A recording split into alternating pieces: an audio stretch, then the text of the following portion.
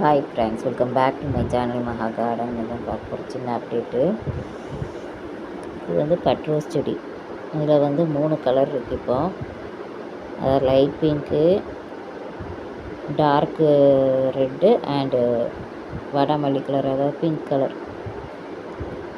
இந்த pink colour வந்து புதுசாக வாங்கி வச்சது.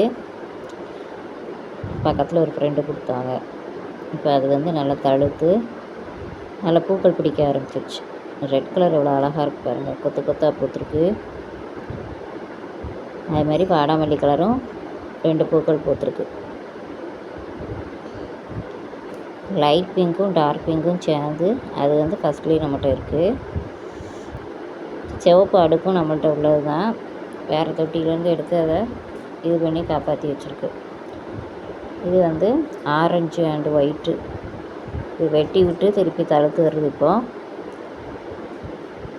2 மொட்டுகள் இருக்குது, 1 விரிஞ்சிருக்கு. அதே மாதிரி மஞ்சள் ஊட்டி ரோஜா 2 பூக்கள் பூத்துருக்கு.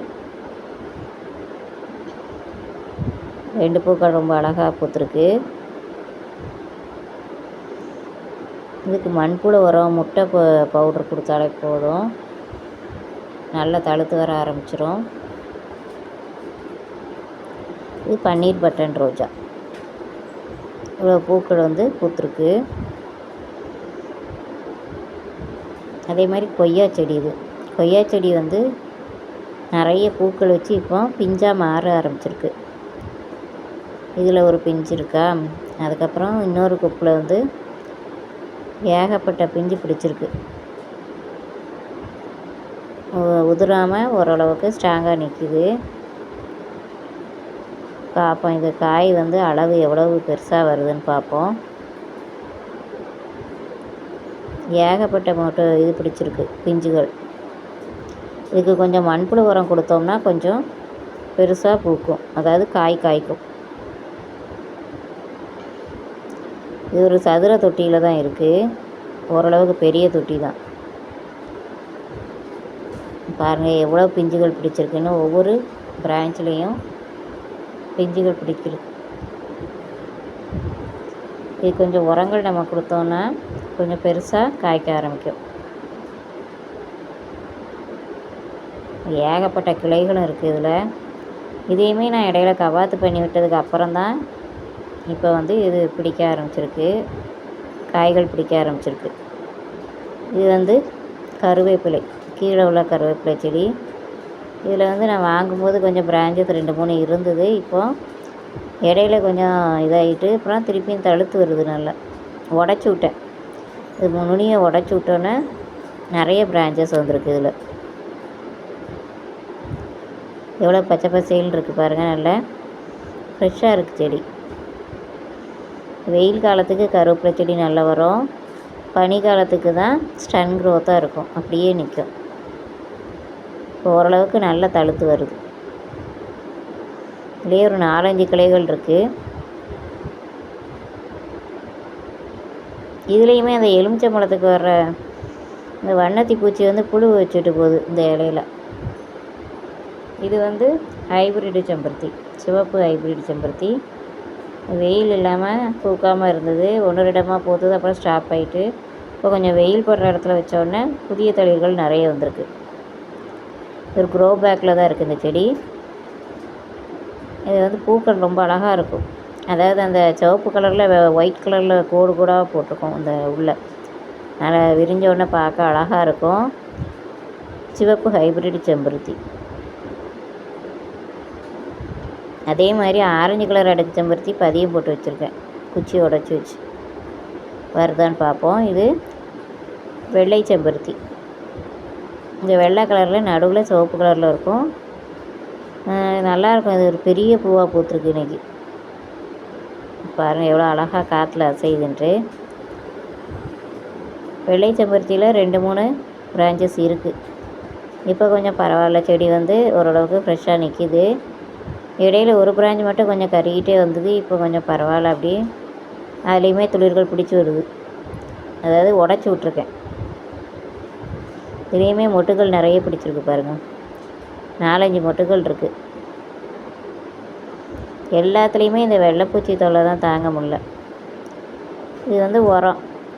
இது வந்து என்னதுன்னா காஃபி பவுடரும் தயிர், புளித்த தயிரும் கலந்து வச்சுருக்கேன். இதை வந்து தண்ணியில் கலந்து செடிகளுக்கு உரமாக கொடுப்போம்.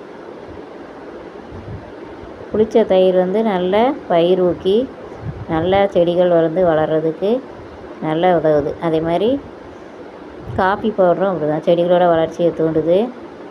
ரோஜா செடிக்கு காஃபி, டீ தூள் இந்த உரம் கொடுத்தோன்னா நல்லா தழுத்து வரும்.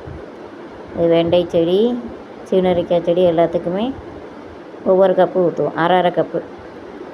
இது பிங்க்கு செம்பருத்தி, இது கத்திரி செடி. எல்லாத்துக்குமே கொஞ்சம் கொஞ்சம் உரங்கள் கொடுக்கலாம், அரை கப்பு கொடுக்கலாம். இது காராமணி செடி, அப்புறம் அரளி செடி இருக்குது. எல்லாத்துக்குமே நம்ம உரங்கள் வந்து கொஞ்சம் கொஞ்சமாக கொடுத்துட்டு வரலாம். இது 0 காஸ்ட் உரம், செலவில்லாத உரம். வீட்டில் இருக்கிற பொருளை வச்சு செடிகளுக்கு உரம் கொடுப்போம்.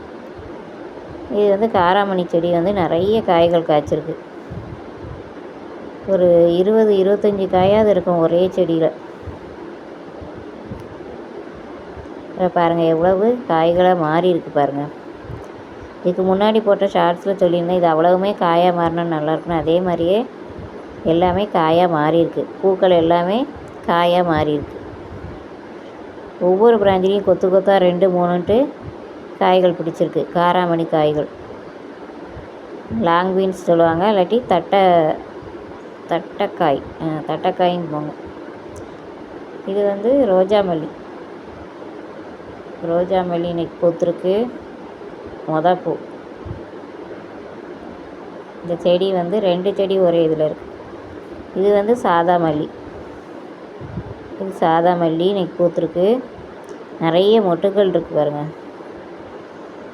எவ்வளோ மொட்டுகள், 2 பிரான்ச்சில் இதில் இருக்குது. அது தவிர இன்னும் 2 பிரான்ச்சில் இருக்குது மொட்டுகள். புதுசாக வந்திருக்கு மொட்டுகள் நிறைய. அதே மாதிரி இன்னொரு செடியுமே மல்லிச்செடி தழுத்துட்டு வருது, கொஞ்சம் நல்லா பச்சையமாக இருக்குது இப்போது. அதே மாதிரி இது பன்னீர் ரோஜா, டார்க் பிங்க் பன்னீர் ரோஜா. 3 மொட்டுகள் இருக்குது தற்சமயத்துக்கு. ஒன்று விரிகிற ஸ்டேஜில் இருக்குது. இதுவுமே ஓரளவுக்கு 2 மாதம் ஆச்சு இந்த செடி வாங்கி வச்சு. நல்லா மொட்டுக்களை பிடிச்சி பூத்துட்ருக்கு. தற்சமயம் இந்த செடியில் 3 மொட்டுகள் இருக்குது. டார்க் பிங்க் பன்னீர் ரோஜா. ஒவ்வொரு மொட்டுக்களுமே நல்லா பெருசு பெருசாக இருக்குது. செடியுமே ஓரளவுக்கு நல்லா ஃப்ரெஷ்ஷாக தான் நிற்கிது. இது வந்து இட்லி பூச்செடி. இது வந்து சூரிய வெளிச்சம் இல்லாததுனால பூக்களை இவ்வளோ நாளும் இப்போ மாற்றி வச்சுருக்கேன். கொஞ்சம் வெயில் படுற இடத்துல நகட்டி வச்சோடனே இப்போ மொட்டுக்கள் பிடிக்க ஆரம்பிச்சிருச்சு. இந்த செடி வந்து பழைய வீட்டில் இருக்கும்போது நிறைய கொத்து கொத்தாக பூக்கும். அங்கேயுமே இதில் இருந்தப்போ பூக்களை நிழல்ல, அப்புறம் மாற்றி வச்சோன்னே பூத்துது. அதே மாதிரி இப்போ சூரிய ஒளி படுற இடத்துல வச்சோடனே, வெயில் படுற இடத்துல வச்சோடனே இப்போ பாருங்கள் இதில் மொட்டுக்கள் பிடிக்க ஆரம்பிச்சிருக்கு. நிறைய பெருசாக பூக்கும். இந்த பூ வந்து நிறைய இது இருக்கும், இதில் நிறைய பூக்கள் இருக்கும். பாருங்கள் என்ன அழகாக இருக்குது பாருங்கள், மொட்டுக்கள் பிடிக்க ஆரம்பிச்சிருச்சு. அதே மாதிரி பவளமல்லி செடியும் கொஞ்சம் வெயிலில் மாற்றி வைக்கணும்.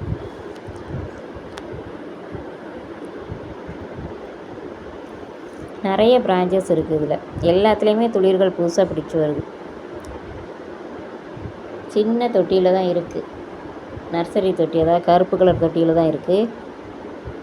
ஆனாலும் நிறைய இப்போ வெயிலில் வச்சோன்னே புதிய துளிர்கள் நிறைய வந்திருக்கு. Okay, thank you, happy gardening.